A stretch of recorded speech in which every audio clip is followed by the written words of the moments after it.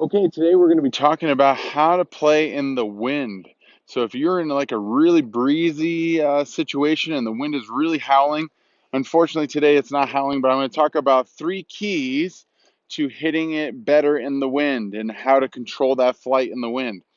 The first key is a very common statement that is shared a lot in golf, and that is when it's breezy, swing easy. So, what a lot of people tend to do when the wind is kind of fighting them, especially if they're going into the wind, is that they'll try to fight back and they'll try to swing really hard into the ball. The problem with swing speed is that the faster you swing the club, the more spin you put on the ball, which will then make it balloon up into the air. So what we're looking for here is actually kind of a lower swing speed.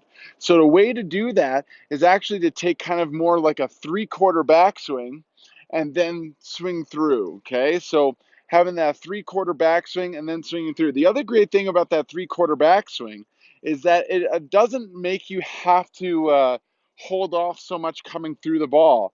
That 3/4 backswing will still allow you to kind of release the club through the ball, which is a huge key to just good ball striking in general. The second key to swinging in the in the wind is playing the ball a little bit further back in your stance. So playing that ball back is going to help you de-loft the golf club. So the two big keys that kind of helps you kind of keep the ball low is lowering the club head speed, and then secondly is making sure that you have less loft. And by having that ball a little further back in your stance, you're going to be able to de-loft the club just very organically as opposed to trying to push your hands in front. See, a common thing you'll see from a lot of people trying to hit the ball low is they try to push their hands so far in front of the ball to kind of de-loft the club. You don't have to manipulate your swing that much. You can just simply put the ball further back in your stance, and then that will allow you to kind of get that more de-lofted shot.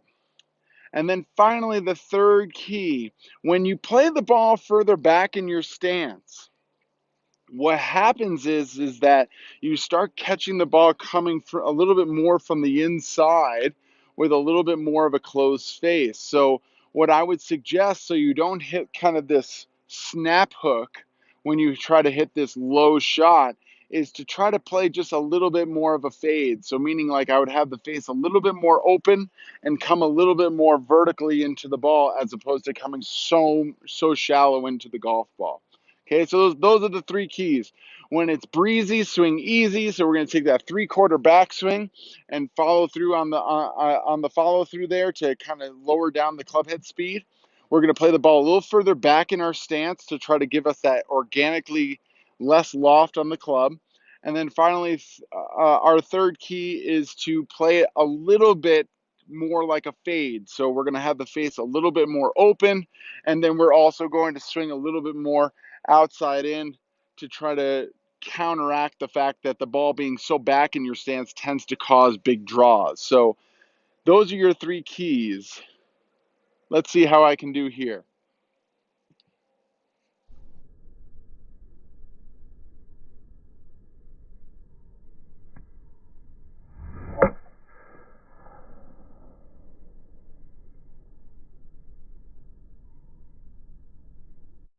If you haven't done so already, please go down to the red subscribe button down at the bottom of this video and click on that. And then right next to it, you'll see a bell button after you click the subscribe button.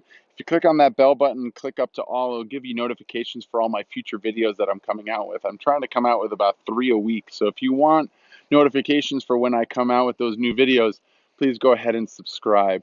Also, if you like today's video, please click on that thumbs up like button. That really helps out my channel a lot.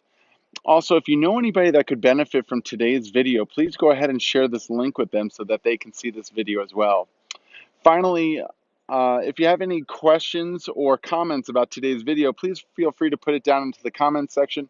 I read all the comments and try to reply to them all. So if you have any comments about today's video or questions, please go ahead and put that down in the video, down at the bottom of the video. Thanks so much for watching today's video. I really hope this helps your game.